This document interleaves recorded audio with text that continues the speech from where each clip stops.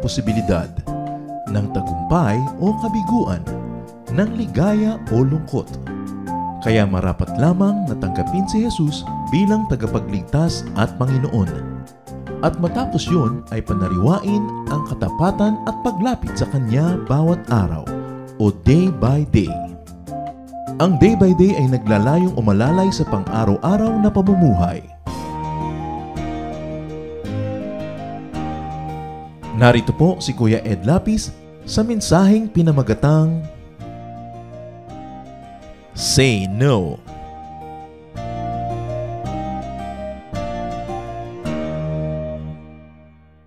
Psalm 1:1. God blesses those people who refuse evil advice.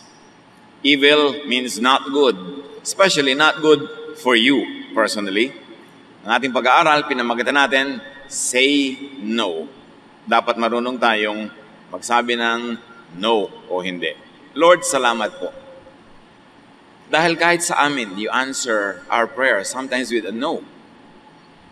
There is wisdom in your no. At nawa, Panginoon, maunawa namin ang kapangyarihan ng salitang ito magamit sa tama, sa ikabubuti ng aming buhay at ng aming kapwa at sa inyong ikaluluwalhati. Forgive us, Lord, our sins, cleanse us, and now we ask you, bless us with your wisdom. Be our speaker. Use your servant only as your instrument, but be our preacher. In the name of Jesus, your Son, we pray with thanksgiving. Jesus sets free.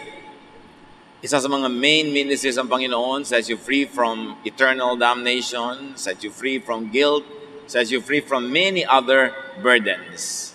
But yes, people do not enjoy freedom. Yung ang alam lang na sagot ay yes, hindi marunong mag-no, cannot be free. Yes, people live other people's lives. Pag yes ka ng yes, ang nangyayari sa buhay mo ay yung gusto ng iba. Ang kinakain mo ay yung gusto nilang kainin. Ang pinupuntahan mo ay yung gusto nilang puntahan. You are not able to live your real life when you're always, constantly saying yes. Especially if it's a yes against your own personal will. Those who would be free need to be able to say no.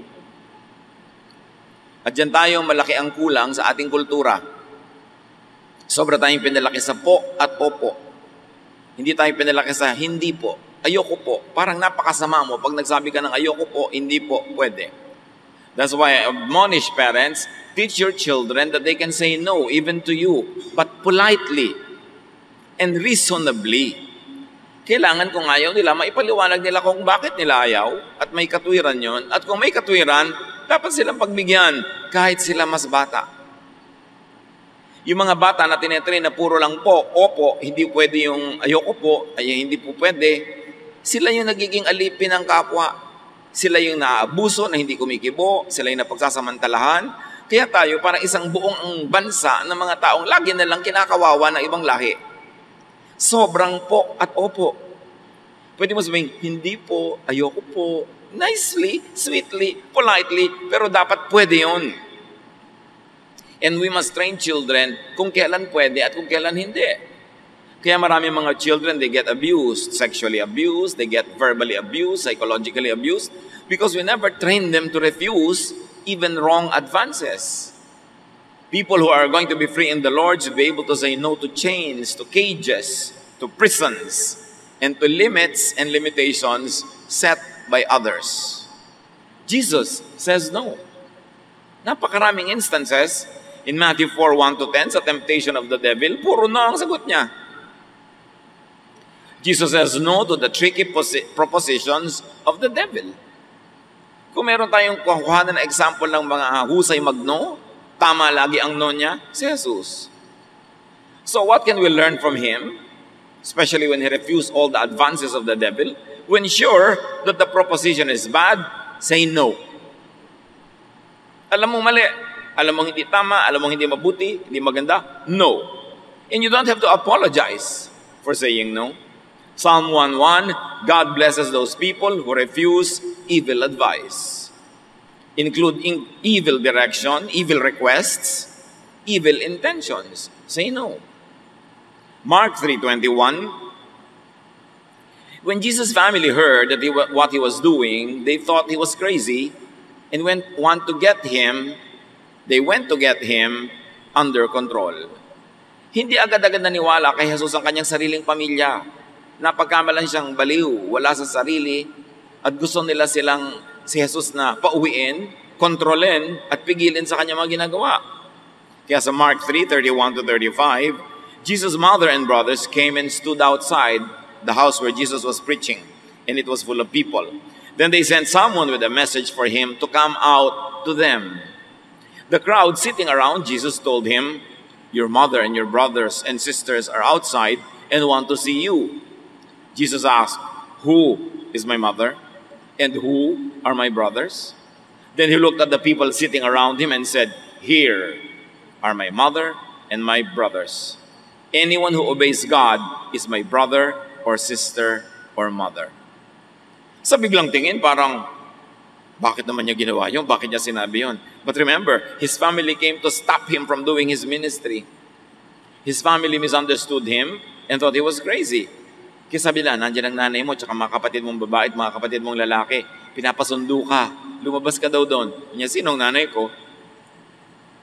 Sinong kapatid kong babae? Sinong kapatid kong lalaki? Itong mga nakikinig sa katuruan at mga sumusunod sa aking Ama sa Langit, yan ang aking ina, ang aking kapatid na lalaki at kapatid na babae. Jesus says no to family obstruction to his ministry. Dapat nating i-review kung ano talagang attitude ni Jesus kahit sa family. Basta nakakasikip, nakakasakal, nakakatali. Siya ay tinatanggihan ni Jesus kahit kanino galing. The lesson we learn is when being derailed from your true nature and calling, say no. Even to relations, even to friends. Isa sa mga pinakamalaking oppressor sa buhay natin, kung titingnan natin ito talaga ng very honestly, hindi lahat, konti lang, pero patriarchs and matriarchs of our families. Mga powerful persons in our families who run the lives of everybody in their family. Silang nagdidikta kung sinong liligawan ng apo, sinong papakasalan, kanino magpapakasal, anong gagamitin, anong kulay ng bahay. Maging honest tayo sa ating mga sarili. The family, pinagmumulan ng napakarami nating comfort, pero pwede rin niyang pagmulan ng napakaraming kadena, tali, pagkontrol, at mga pagpigil sa ating mga kalooban. Kasi sobrang superiority complex ng ating mga matriarchs, mga patriarchs. They run everyone's lives. And can you imagine pag naging daughter or son-in-law ka ng ganitong mga elders? Wala ka ng anino, wala ka ng buhay. Siya na lang lagi ang masusunod, dictating everything to everyone. At yan ang isa sa mga hindi natin pinag-uusapan na tunay na mga family problems sa ating lipunan. John 7:1-6. Jesus decided to leave Judea and to start going through Galilee because the leaders of the people wanted to kill him. And Jesus' brother said to him, "Why don't you go to Judea? Then your disciples can see what you're doing. No one does anything in secret if they want others to know about them. So let the world know what you are doing." Even Jesus' own brothers had not yet become his followers. Jesus answered, "My time has not yet come." Umiiwas si Jesus sa Judea dahil gusto siyang patayin ng mga tao doon. Sabi ng kanyang mga kapatid na lalaki, "Ba't di ka nalang sa Judea magpunta? Patunayan mo kung sino ka. Patunayan mo sa mga alagad mo na hindi ka mahuhuli doon, na kaya mong iligtas ang sarili mo. Doon ka pumunta." At sabi ni Jesus, di pa dumarating ang tamang panahon.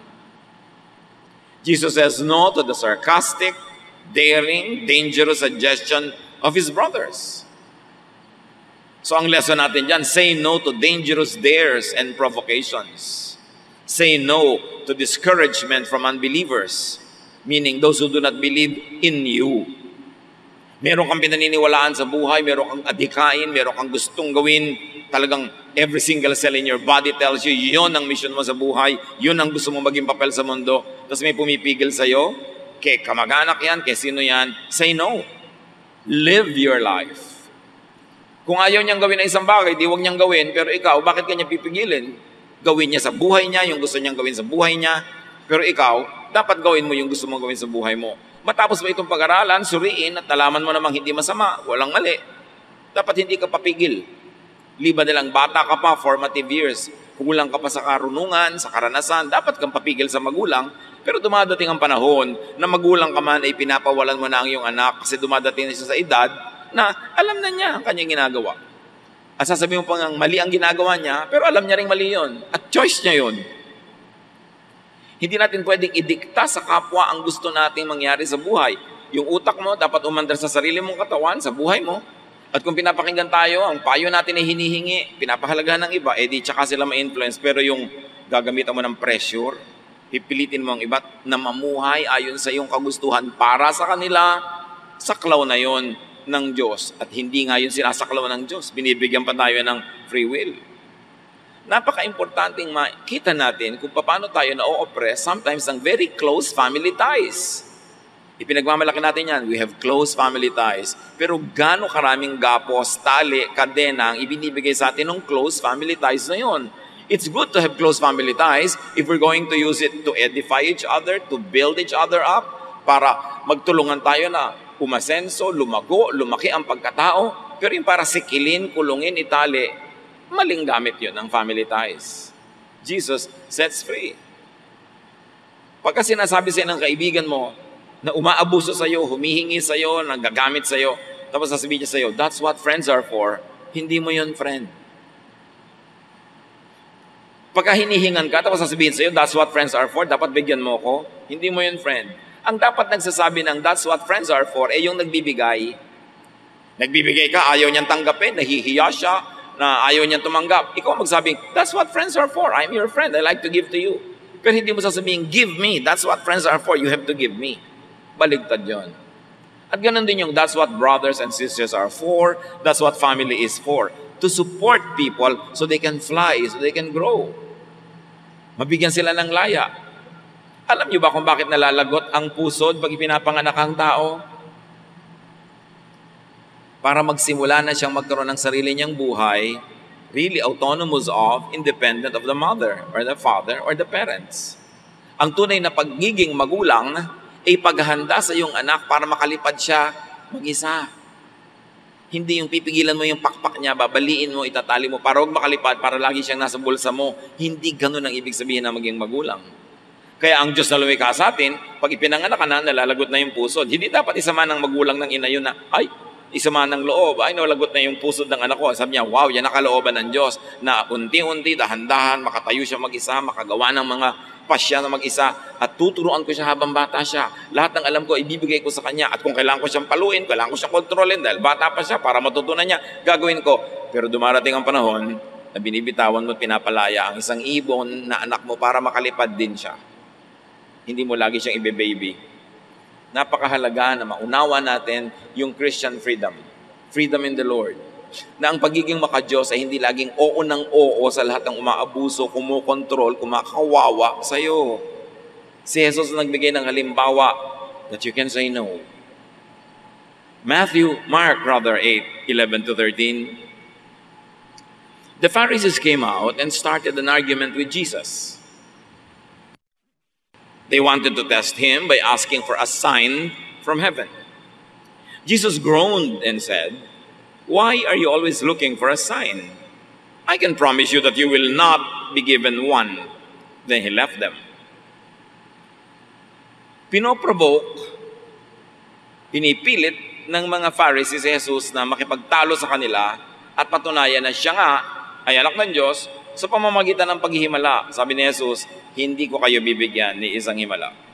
Hindi ko kayo bibigyan ng kasiyahan na magpe-perform ako para patunayan ko sa inyo kung sino nga ako. So Jesus says no to the request of some Pharisees for a miracle, for a provocation to debate, for a provocation to a religious contest. Another lesson from Jesus, say no to needless demands for you to prove yourself.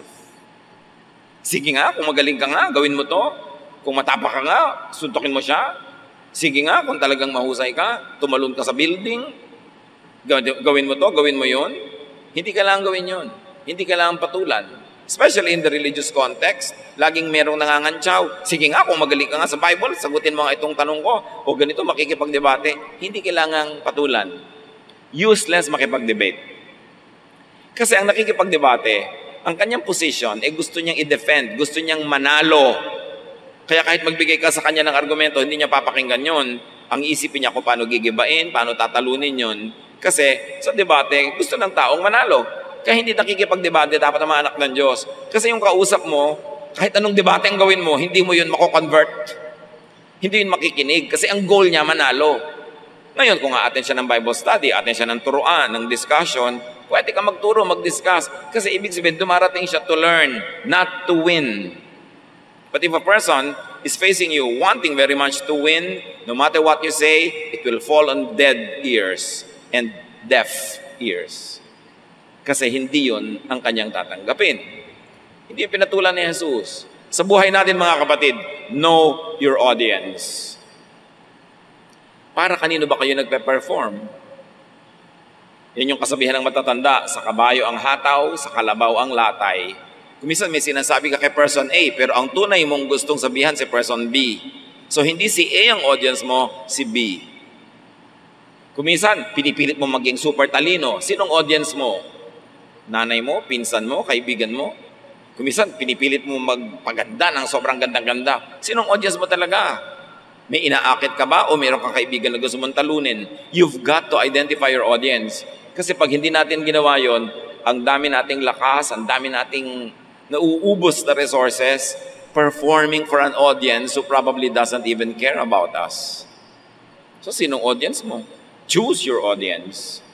Of course, God is our primary audience. And then people we love and who love us back. Do not pander to your audience. Huwag tayong magpasikat kahit kanino at huwag nating i-perform yung gusto nilang mapanood. Ang mga tao sa paligid may gustong mapanood. Gusto ko nilang makitang nakipag-away, gusto ko nilang nakitang nagyabang. Huwag mo silang pagbigyan.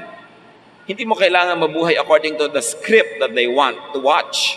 Live your life.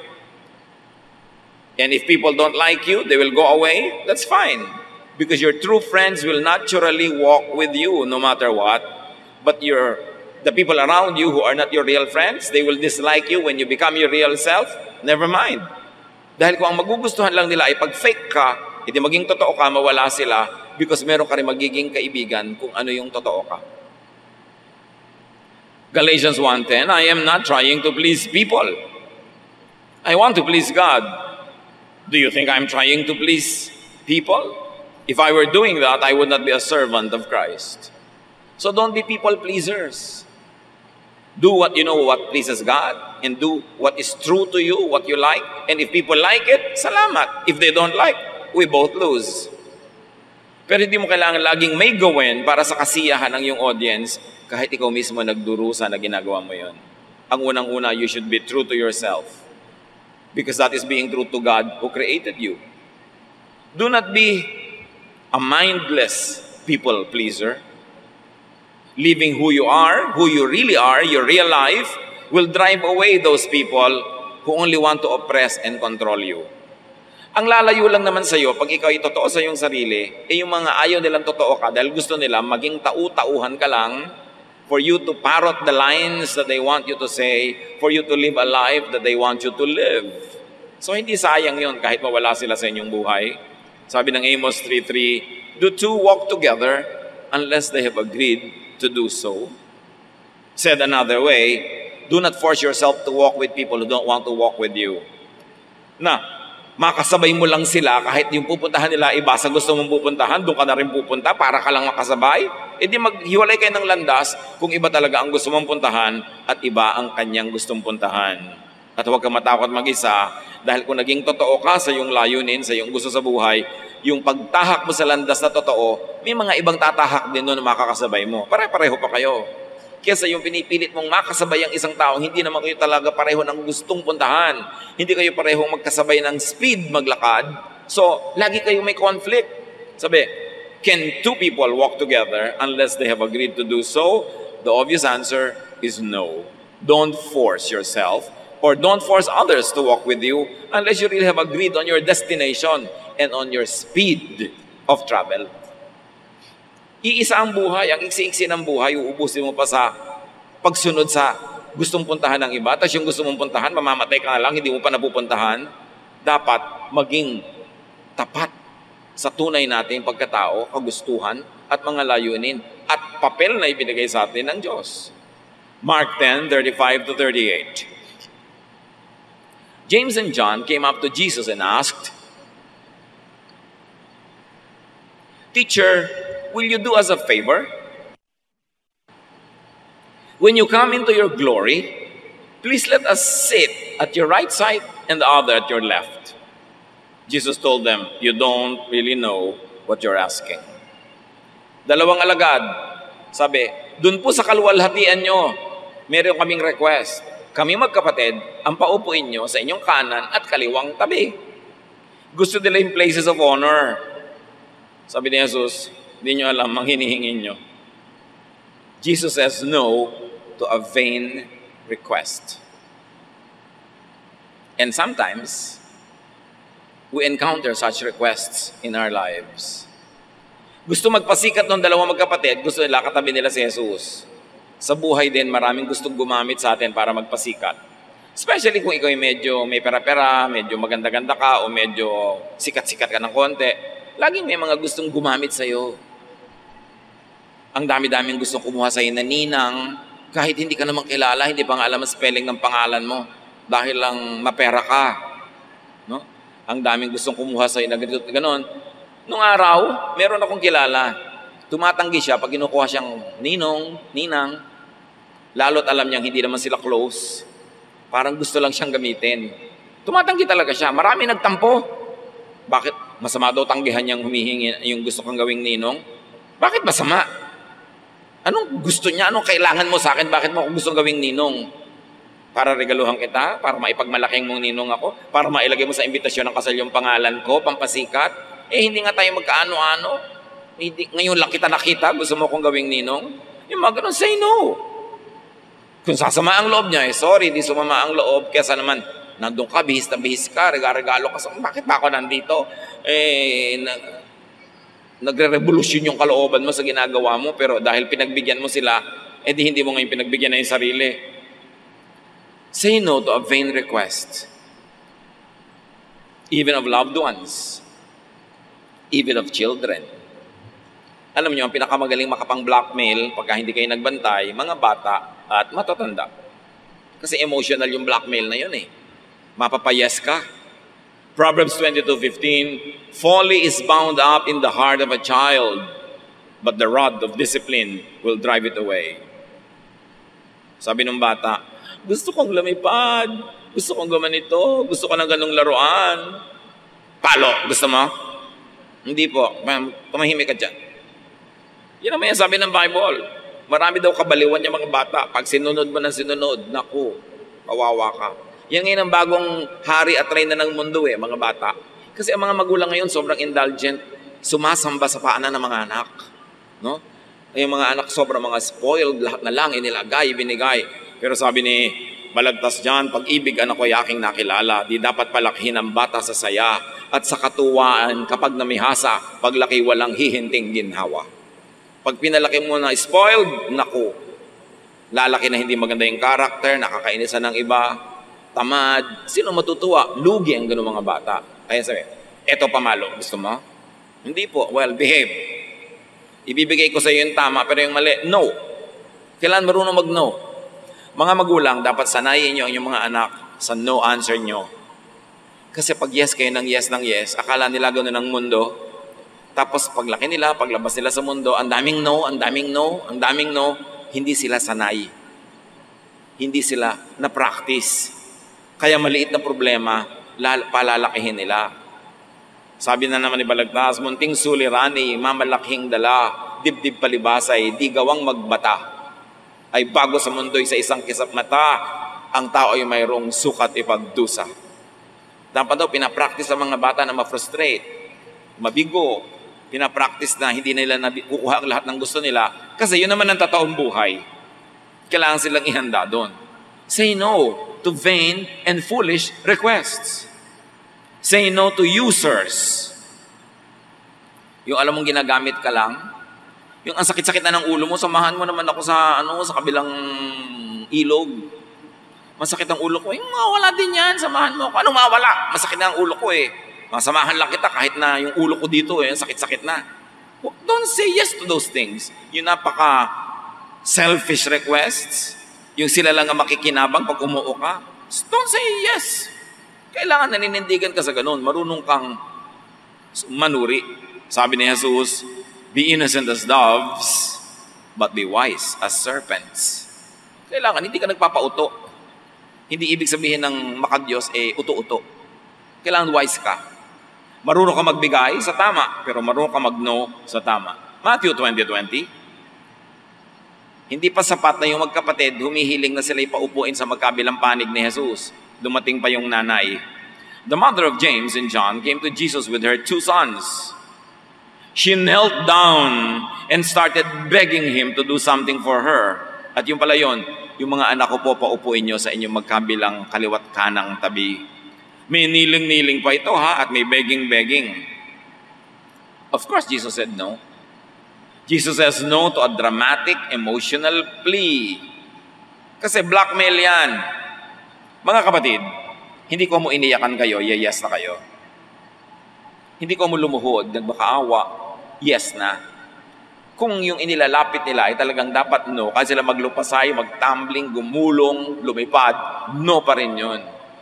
Hindi yung pag lumaglag na ang luha, hindi mo naman no. Dapat marunong ka mag-no. Itong babaeng to lumuhod pa. Jesus says no to a vain intercession and to a vain intercessor. Alam niyo yung mga kulang sa katwiran, yung ang kanilang mga request ay hindi valid, alam nilang hindi papasa, kung pag-iisipang mabuti, dinadaan sa iyak o dinadaan sa galit. Yung asawa mo, umuwi na nga madaling araw, pagdating siya pa yung galit, ayaw lang nung matanong kung saan siya galing. Kaya siya pang galit. So, ikaw pang galit? 2:00 na, ngayon pa darating, ikaw pang galit. Diba? Pero nagagalit-galitan para matameme ka na emotionally, para huwag ka na magtanong. It is your right as a wife to ask, sino ang kasiping mo? Diba? Ganon.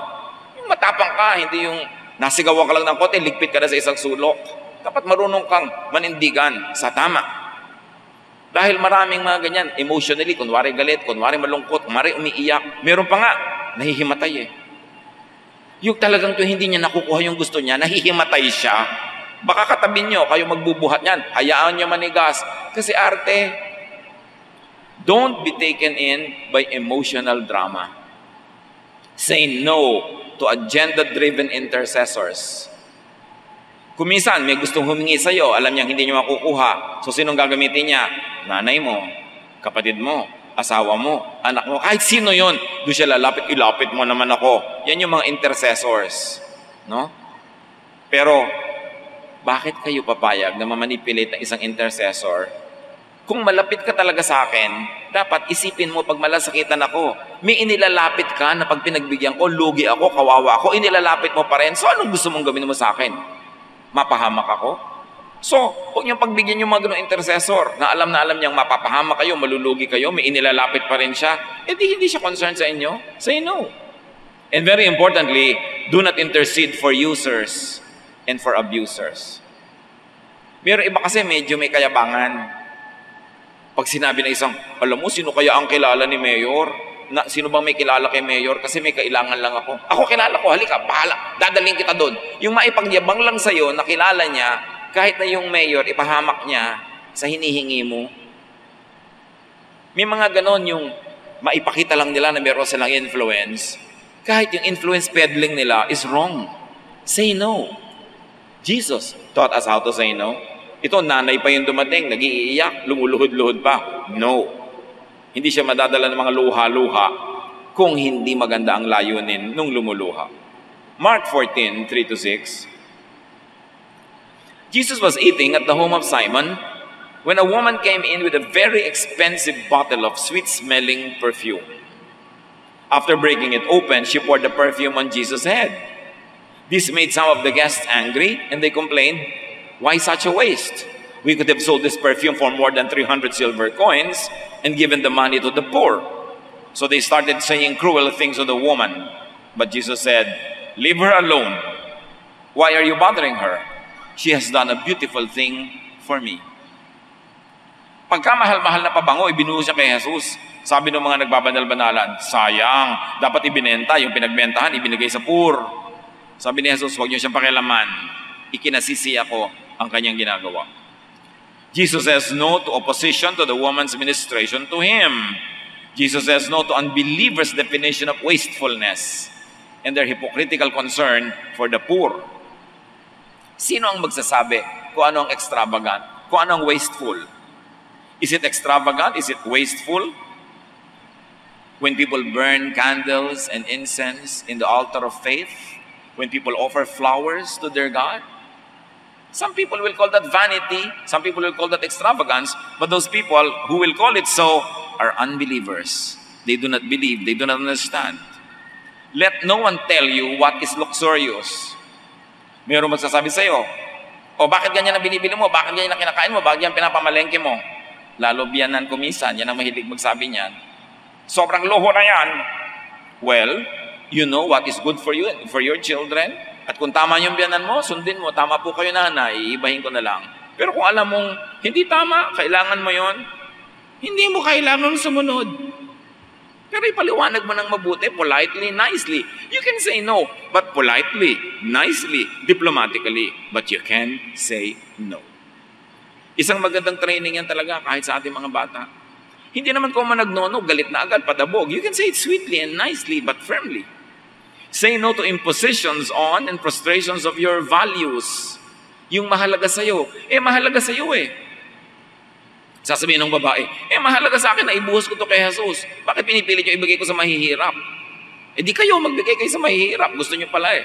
Ito ang gusto kong gawin eh. Para sa akin, ito ang devotion ko sa Kanya. Ito ang pagtanaw ko ng utang na loob. Yung aking very expensive gift na perfume. At sabi ni Jesus, kahit saan pa man, mapag-uusapan ng babaeng ito dahil ikinalugod ko ang kanyang ginawa. So what is wasteful? What is extravagant? Sino ang magsasabing, walang kwenta yung pangarap mo na maging dentist, walang kwenta yung pangarap mo na maging artist, maging musician. Kung may kwenta sa'yo di may kwenta yun. At hindi mo dapat baliwalain yung mahalaga sa'yo dahil lang sa iba ay baliwala yun. Sino pa ang maninindigan para sa may kwenta sa'yo, kundi ikaw? Kung mahalaga sa'yo, di mahalaga. Kung natatakot ka sa ipis, may nagsasabi sa'yo, ipis lang natatakot ka? Sa natatakot ako Ikaw hindi ka natatakot. Sige, magbulsa ka namang ipis. Magtago ka namang ipis sa bag mo. Pero ako natatakot, so huwag mong tagalin yung takot ko. Hindi pwedeng i-impose natin sa iba yung sarili natin. Bakit malidilim lang ng kwarto, natatakot ka? Ako hindi. Di ikaw, kung mag-ilaw, pero ako mag-iilaw. Hindi mo kailangang idikta sa iba kung ano yung mahalaga sa'yo. Kasi ang bawat tao, may iba-iba talagang pinanggalingan, pinaghuhugutan, at paroroonan. So do not be controlled by people's to-me-ness. To me, that's not important. Therefore, it should not be important to you. Ganon. To me, hindi naman nakakatakot ang dilim. Dapat di ka rin matakot. To me, puro to me. Ikaw pala yan, di ikaw. Buntot mo, hilahin mo. Pero huwag mong ipahila sa akin ang buntot mo kasi buntot mo yan May iba akong buntot ko na ako ang ihila na hindi ko rin ipapahila sa'yo. Very important to have this kind of autonomy and independence from other people's control.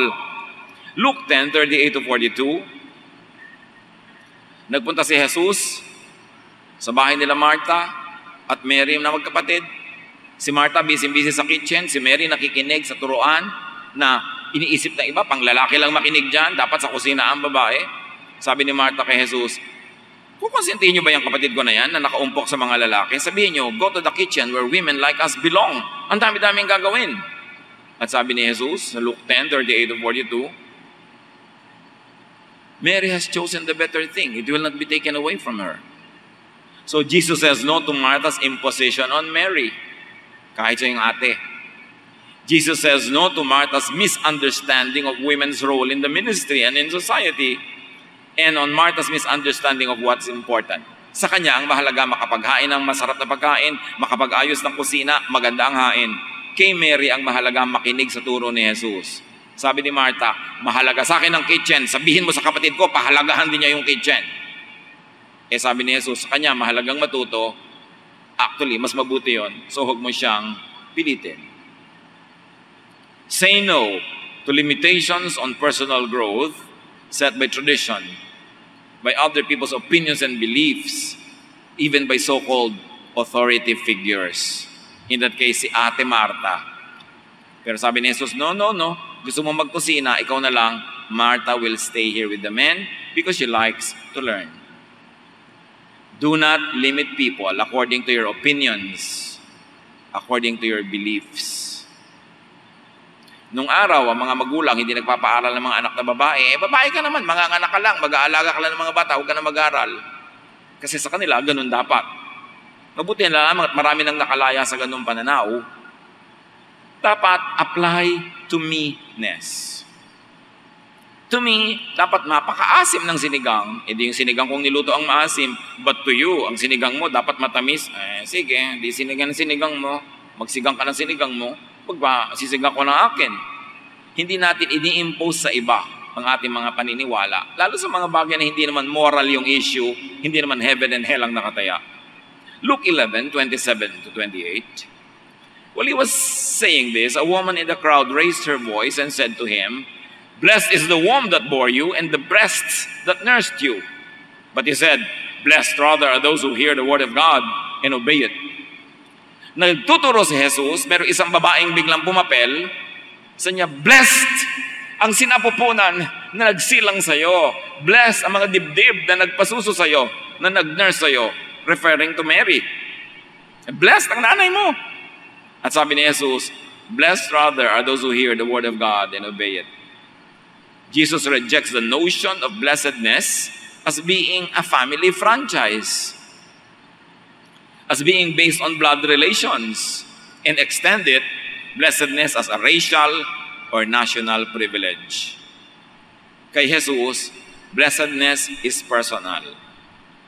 Kung yung nanay ko, nakikinig sa salita ng Diyos, sumusunod siya, edi blessed siya, pero hindi siya blessed dahil lang nanay ko siya. Hindi siya blessed dahil lang kapatid ko siya. Hindi siya blessed dahil lang pinsan ko siya. Kung personally siya ay nakikinig sa Diyos at sumusunod sa Diyos, yun ang pagiging blessed. So say no to people's undeserved claims to privilege, sometimes at your expense. Kung mo pinsan mo, kung mo kapatid mo, kung mo hipag mo, ang dami-dami na nilang iaabusuhin in your name, especially kung may konti kang name, say no to that. Ang hirap-hirap mo na gumawa ng pangalan, ng reputasyon, na igalang ka sa iyong profesyon, magkaroon ka ng konti man lamang na anino at timbang, tapos aabusuhin ang lahat ng mga kamag-anak mo, kapatid niya ako, pinsan niya ako, mga ganon. Huwag kang pumayag na ganon. Say no to being used and abused by relations. Hindi tayong hindi kumisan makatanggi. Kaya maraming nako-corrupt. Nung naging mayor, nung naging governor, nandyan na lahat ng kamag-anak, kanya-kanyang request. Say no.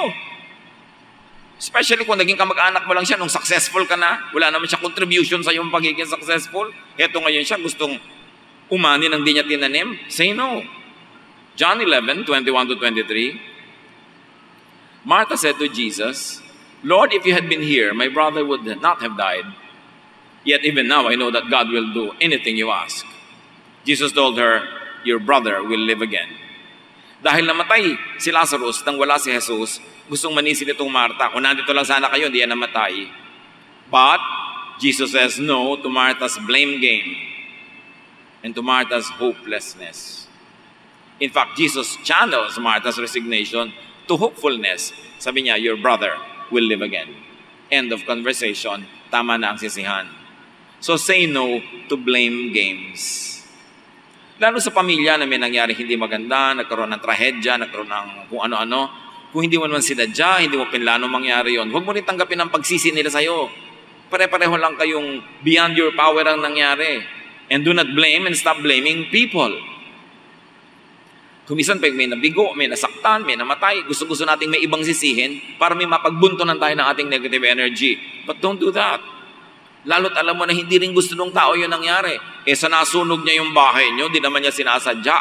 Hindi mo na siya titigilang sisihin. So meron siyang nagkamaling nagawa, nalugi kayo, hindi naman niya sinadya, stop the blame game and say no to hopelessness and despair. John 2, 1-4, dami example, but we'll stop with this one. On the third day, there was a wedding at Cana in Galilee, and the mother of Jesus was there. Jesus and his disciples had also been invited to the wedding. When the wine gave out, the mother of Jesus said to him, "They have no wine." And Jesus said to her, "Woman, what concern is that to you and to me? My hour has not yet come." Kasalan, naubos na ang alak, matitigil na ang pagsasaya, ang pagtitipon, concerned si Mary. Kamag-anak nila siguro yung lalaki na siyang host. Sabi niya kay Jesus, wala na silang alak. Ibig sabihin, do something. Mag-miracle ka dyan. Sabi ni Jesus, babae, ano ba yan? Anong pakik ko dyan? Anong pakik mo dyan? Bakit natin ito papakialaman? Sabi niya, hindi pa dumating ang tamang panahon. Jesus denies the request of his mother to perform a miracle, but he relents. Ginawa din niya. Naghimala din siya. Yan ang kanyang unang himala. Anong lesson? Say no. But be ready to change your mind. To say yes. When yes is merited, when yes gets merited, when it becomes reasonable, or when it becomes beneficial to most people, then be willing to change your mind. In other words, makinig ka rin sa reason, makinig ka sa context, makinig ka sa pros and cons, and be willing to change your mind. Even if you already said no.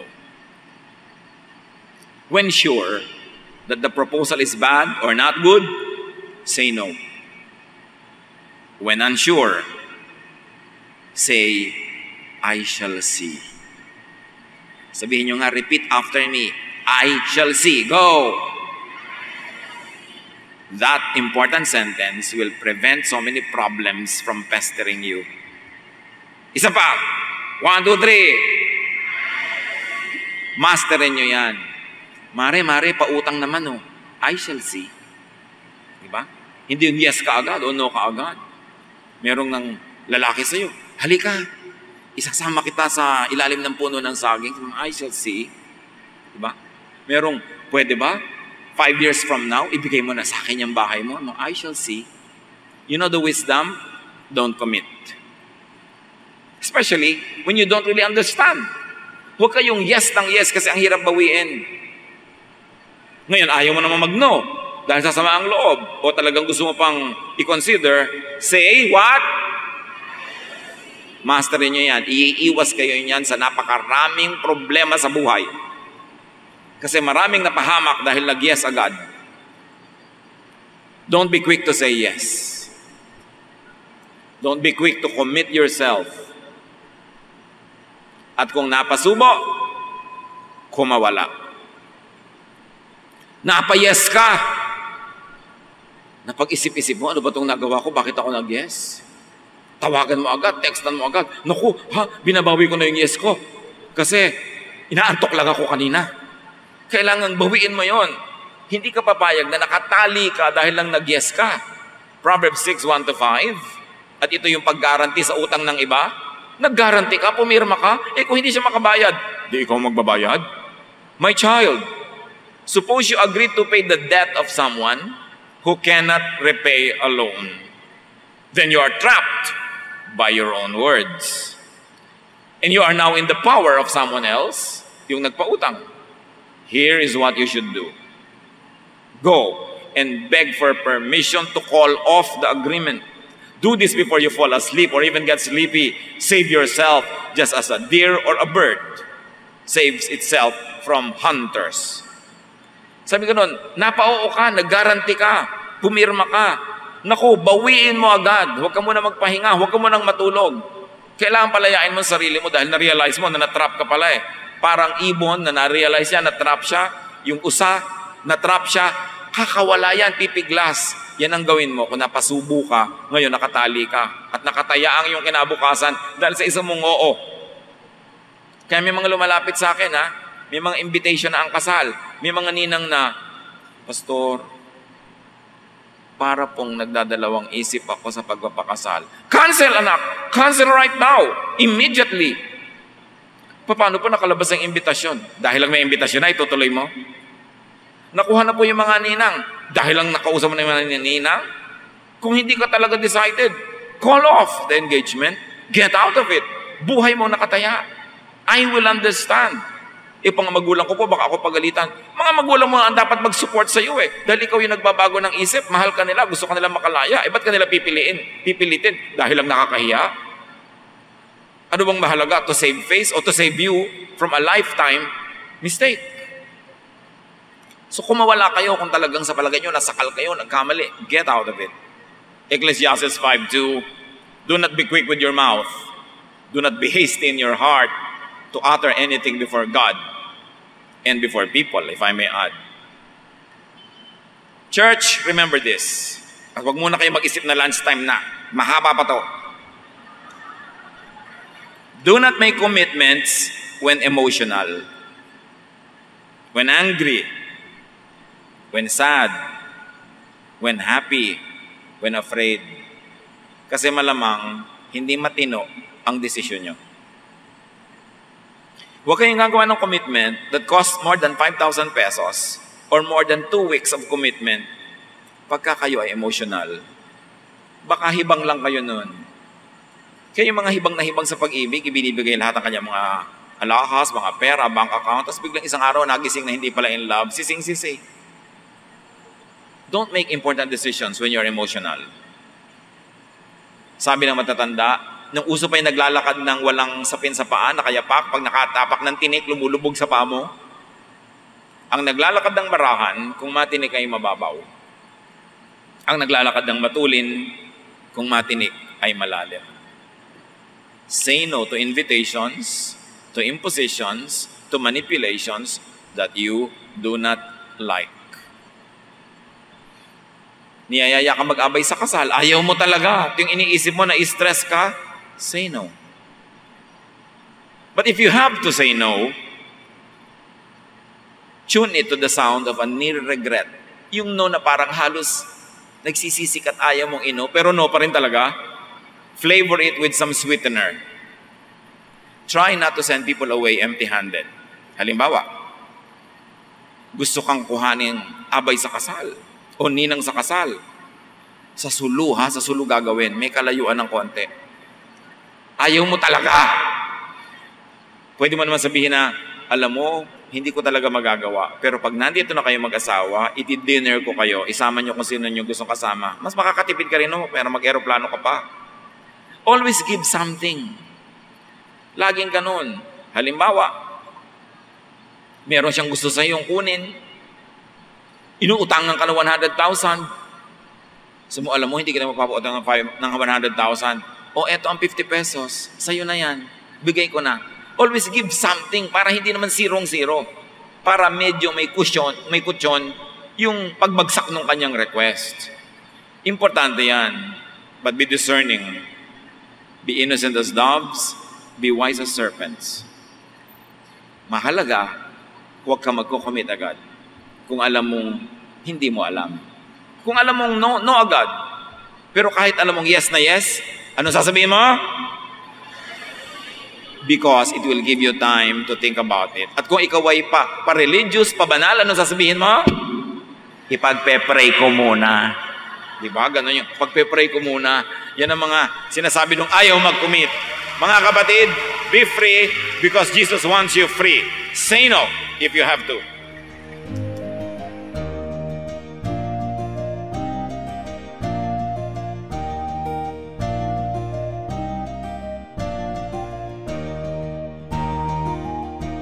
Ang katatapos pong mensahe ni Kuya Ed Lapiz ay pinamagatang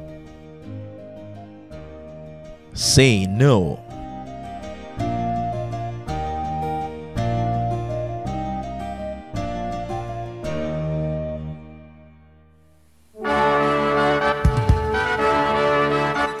Halina't sama-samang sumamba at magdiwang sa Day by Day Jesus Celebration kasama si Kuya Ed Lapiz. Bulwagan ng Panginoon PICC, one Sunday a month, Philippine International Convention Center, Rojas Boulevard, Pasay City. All other Sundays sa mga day-by-day mini-bulwagan ang pagtitipon. Para sa buwan ng Pebrero, gaganapin ito sa February 9, 2025. 8 a.m. ang First Jesus Celebration, 10 a.m. naman ang Second Jesus Celebration. Para sa iba pang detalye, bisitahin ang ating official Facebook page, Day by Day Friends.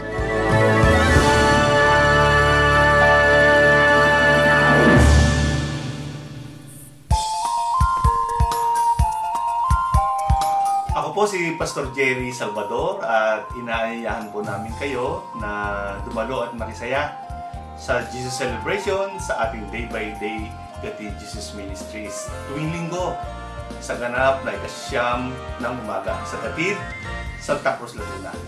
Para po sa dagdag detalye ng schedules at lokasyon, narito po ang mga contact details. 0915-655-0756 at 0921-411-0987. Pwede rin po ninyong bisitahin ang aming FB page, ang Day by Day Gati Jesus Ministries. Halinang ipagdiwang ang Panginoong Jesus.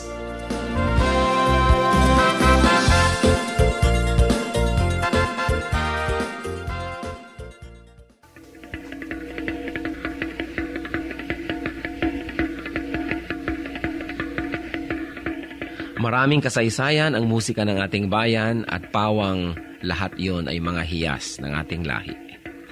Ang isang instrumento na napakagandang pagtuunan ng pansin ay ang gimbal ng mga mansaka.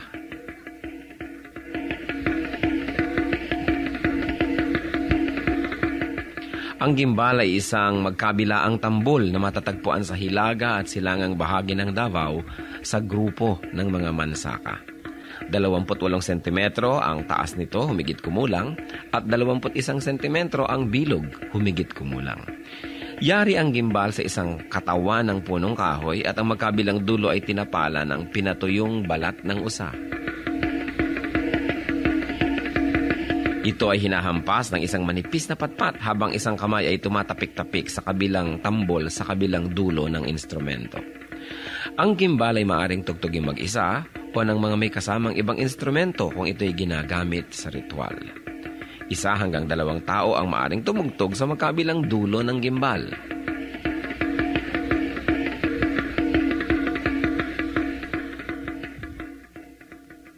Kadalasan, ang gimbal ay tinutugtog bilang saliw sa sayaw na ang karaniway kung ano-ano ang pangalan ng tugtugin ay siya ring pangalan ng sayaw.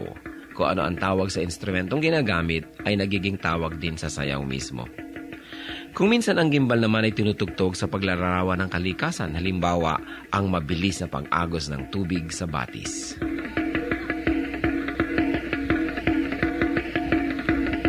Ang gimbal o kimbao, instrumento ng mga mansaka. Kayamanan ng ating lahi, hiyas ng ating bayan, marapat lamang na gamitin sa pagsamba sa Panginoong Hesus.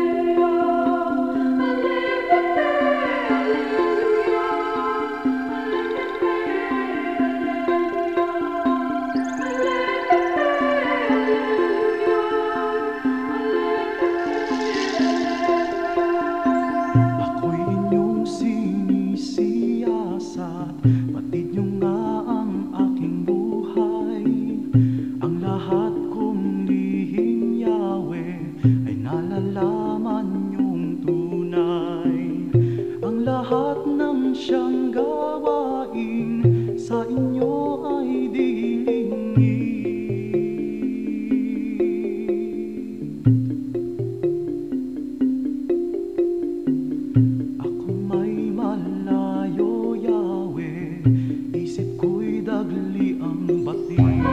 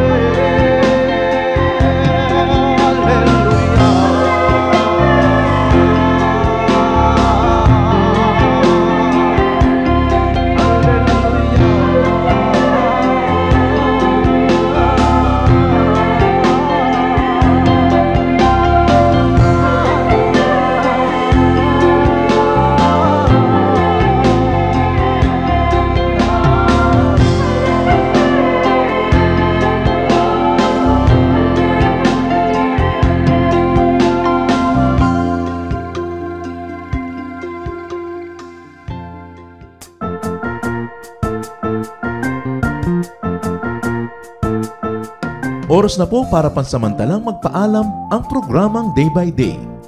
Tayo po'y magsama-sama tuwing ika-6 hanggang ika-7 ng umaga, araw-araw. Magandang umaga po at mabuhay ang Panginoong Hesus!